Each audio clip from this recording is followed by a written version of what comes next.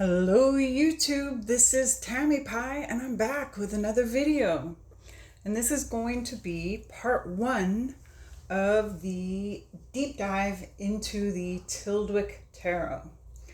Now, if you haven't joined me before, the Tyldwick Tarot was not my first deck, but the first deck I bought for myself. And I bought it, I think back in 2013, maybe 2014. And this is the first edition. I don't have the box here. I probably have it in a box somewhere in Yakima, but I'm coming to you today from the Kingdom of Hawaii. And this is a bag that I had made by a New Zealand artist who called herself Ragged Poet. Her name is Bobby.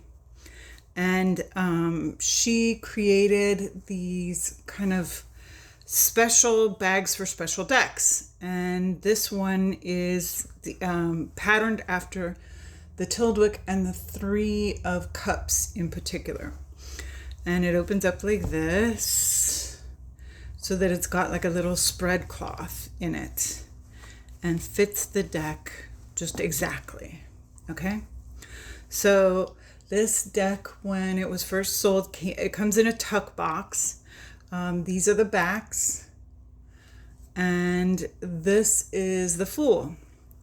And I'm gonna set it right here while I talk for a second.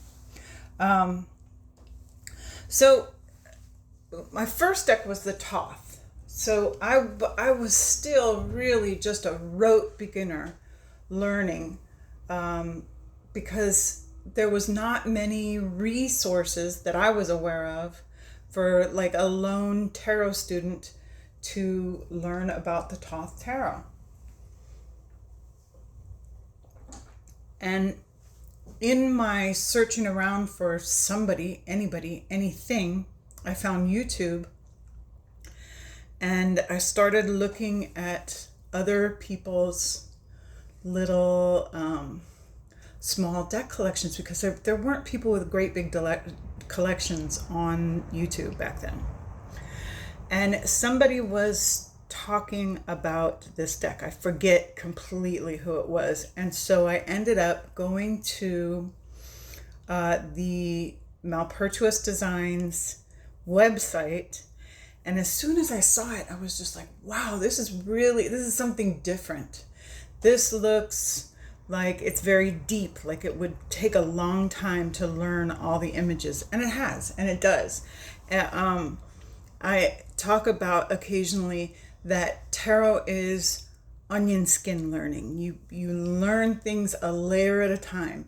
You have to learn a little bit, let it soak in, use it, learn a little bit more, let it soak in, use it, like the rings in a trunk. Okay, so I was very excited. It was kind of expensive. This was a spendy deck, and I'm just a little old housewife in Eastern Washington at the time with one Thoth deck that someone sent me out of the blue. So I thought, all right, this is something that I don't think is going to be around for very long. So it was a little bit of FOMO when I ordered this.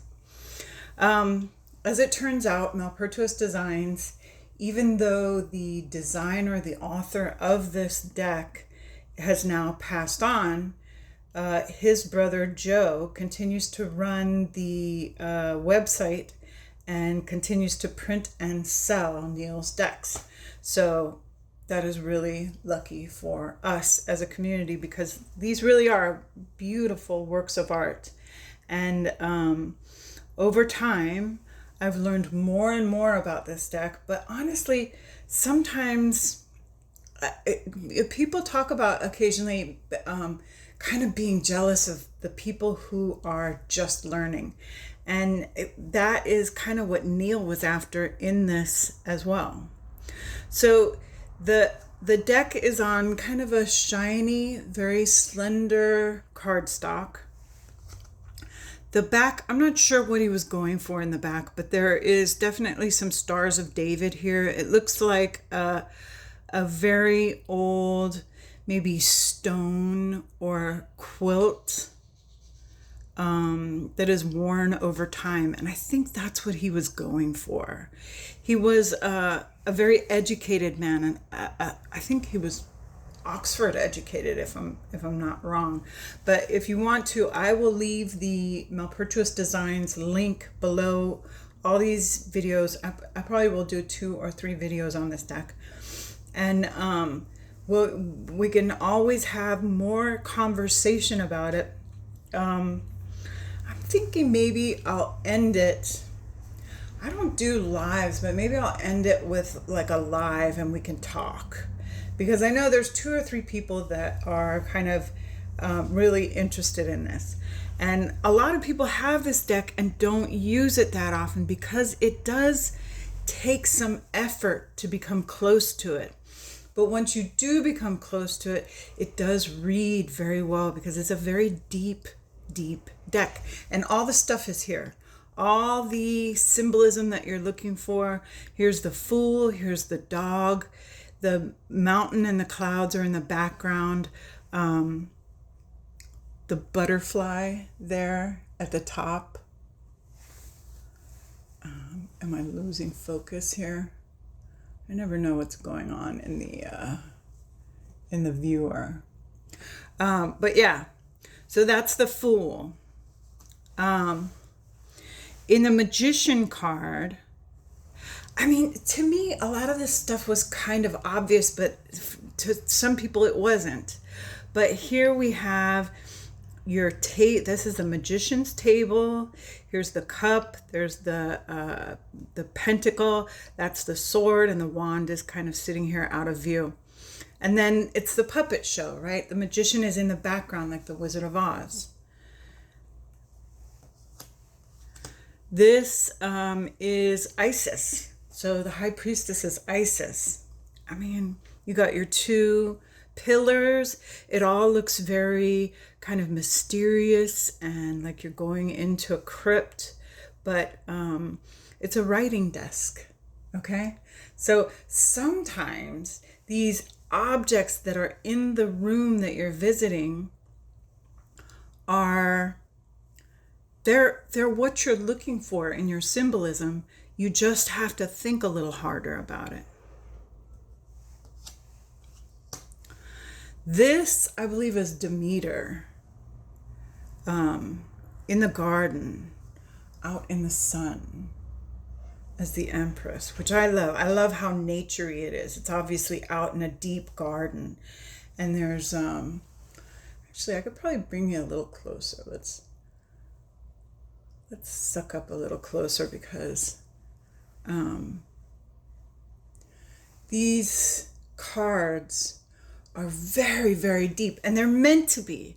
It's meant to give you a feeling of going in there. It's meant to have you discover things. These are photograph collage or Photoshop collages. So it's meant to open up to you. The more you give it, the more it will give you, which is true for many decks, I find, as I go along. Here, I think this is like Marcus Aurelius or something like that, some great emperor. And of course, here it is at this really important, like businessy looking desk, right? It's all a very kind of fiery looking, very self-important, meant to impress. If you walk in to this room, to this desk, this guy is looking down on you, kind of. Speaking of looking down, let's talk about the Pope for a second. And I mean, to me, this was always obvious. It's in a kind of church, kind of what do they call the little churchy places they have in the grand houses. There he is. So you're looking at a traditional Pope card in the house.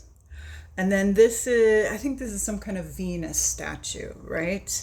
And then you have 2 people who are sitting on either end of this desk. And, again, oh, you know what this is? This is Eros and Psyche.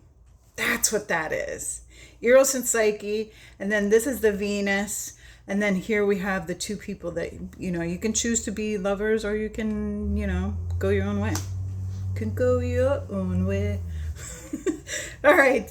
So, and this is the Chariot. This is the one I think that is some Greek guy. And so you got your little sphinxes going to opposite directions, which, you got to get yourself under control. Thank you, Saturday Cruisers.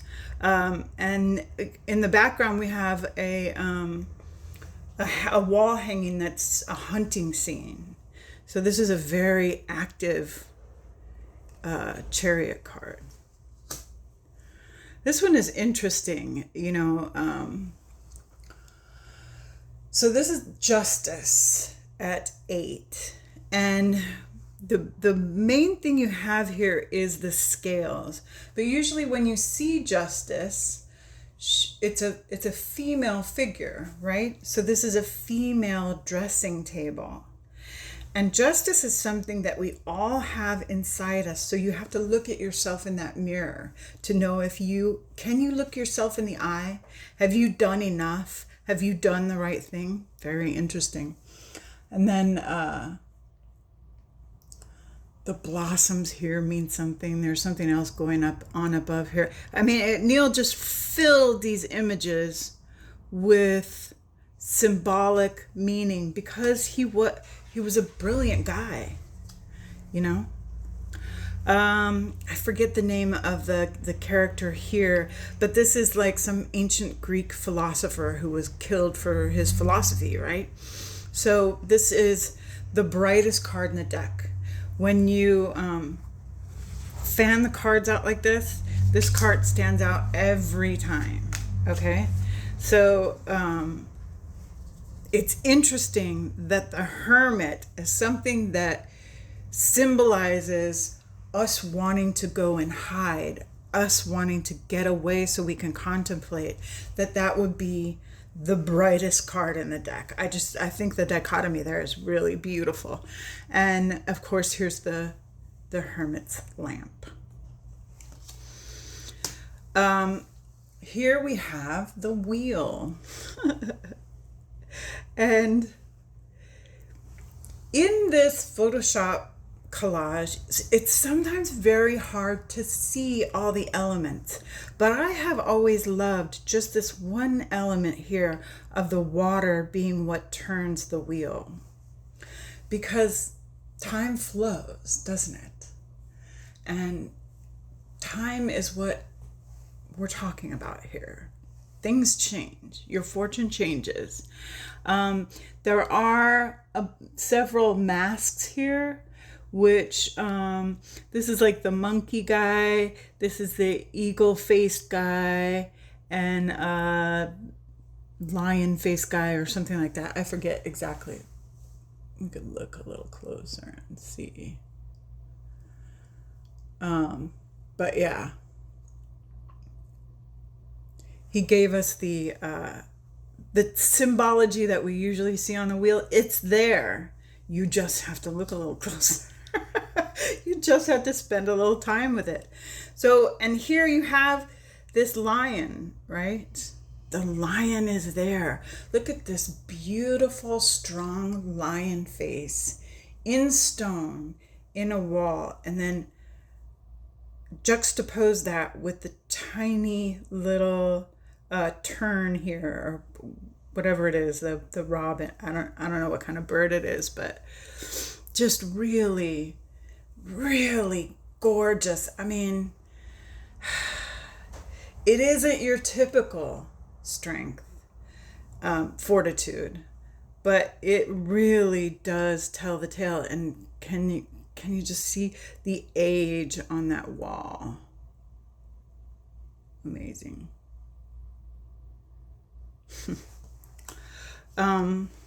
Here we have the Hanged Man. And this is an interesting one. I always thought it was like Odin or something like that, but it really isn't. because Neil was well educated, he had kind of a grasp of, he was well read, right? So this is more like, I think it's like an old sun god or something. And he's just hanging out. He is getting ready to make the sun rise again. I mean, this is sometimes power is in not making a move. And there's a whole bunch of stuff here. There's, oh, you know what? This is holly too. I think it's like a green man thing. Anyway, yeah. This death card is just chef's kiss, because we have an organ here, okay? So, dun, dun, dun, dun, dun, dun. You get, first of all, death and organ music hand in hand, all right?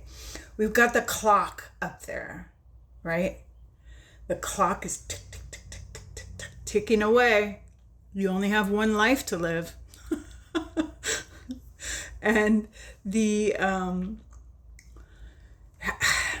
it's hard to explain all the cool stuff that is in here, but this skeleton here is holding a sheath. Is that what these scythe and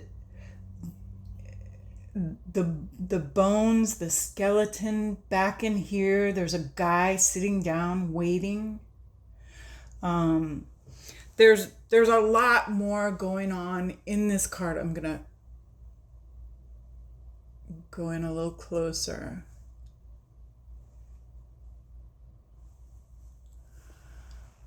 See all this stuff happening back there? And I mean, you don't see it right away, but you do see some of it at first. And over the years, over time, as time passes, tick, tick, tick, tick, tick, tick, tick, you pick up on different things. As you do readings with this deck, different things come to you. Like these could be, what do you call them? The things you put the ashes in, right? It's great. Huh. Even this whole thing has like the look of an old man's face, if you look at it that way. And once you see something, you know, the little weird cloudy images pop out at you, right? So here's Temperance. And once again, whole lot of stuff going on here. We've got your angel dressed in red and blue, which for the tarot and Temperance, that's fire and water, right? Those are the two elements that temper each other. And here we have, I think this is like a battle going on.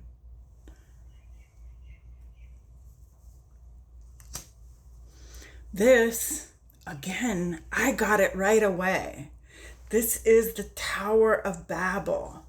This is when God sends down the lightning to take that shit down. You think you're coming close to God, you are not.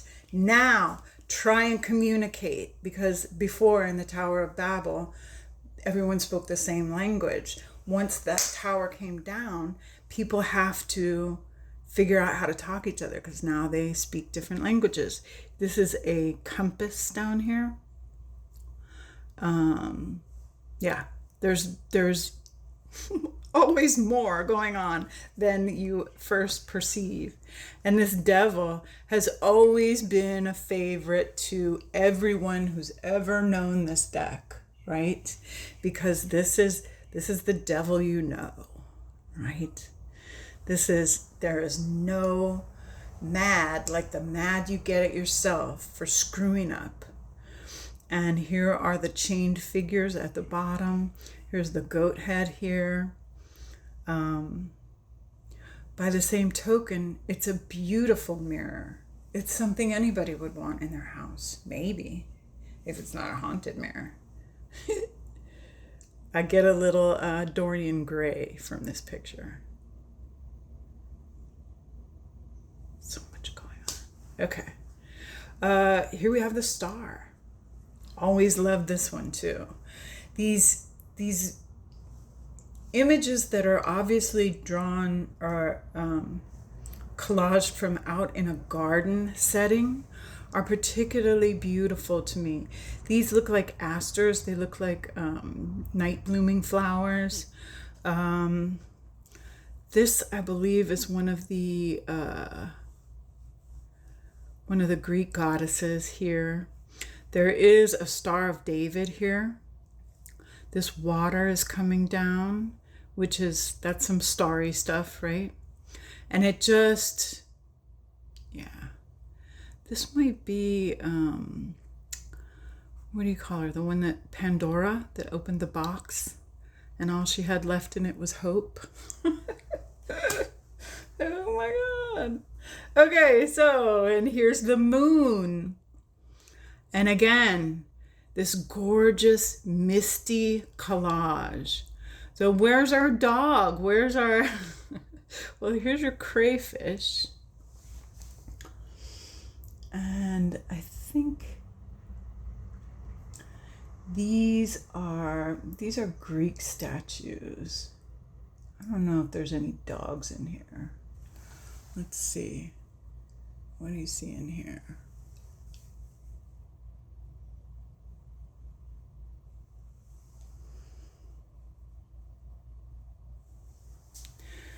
I'm not even sure what this is. I didn't read that much on it, but it's the moon. So the moon gives us a different type of light to the sun. The light is filtered. It's silvery, right? And then you get to the sun and it's gold. Wow. And here we have, I don't know if this is Horus. This might be, he uses some Indian gods too. So this might be like, I forget. But he's riding a chariot. This is a sun god riding a chariot, right? And the sunflowers and the bright star here in the carpet and the similarity but difference. The silver of the moon and the gold of the sun. You gotta love it. Okay, here we have Judgment. And in Judgment, we've got, your angel, I guess it's Gabriel that did the blowing of the horn. You've got the little church steeple there. But what you don't notice until you look a little farther, he's blowing his horn to get these jack-in-the-boxes to come out, which I think is hilarious and it works really great in a reading. But also you have here this, the sinners being led to perdition. And here we have the good people going up to wherever the good people go, right? It's a great Judgment card. And then here we have the World, the final card. And he used the,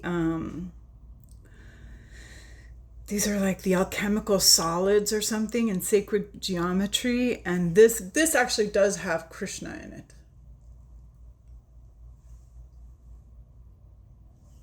Can we see? Are you going to let us see? Come on, baby.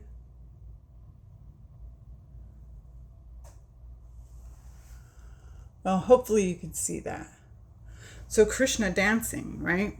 And I believe, yeah, he's got there at the top the traditional angel, eagle, bull, and lion for the four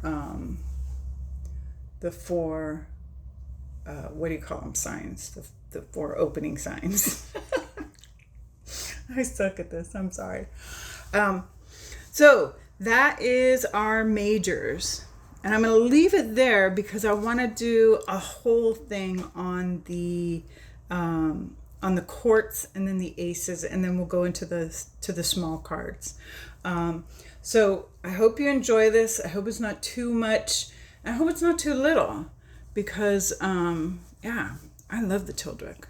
This is a really fun deck, and I think since Joe is still selling it at Malpertuis Designs, more people should be enjoying it. I mean, get the stuff while you can get it, because sometimes, these people go away and never come back, and it is a thing. And thank you for coming.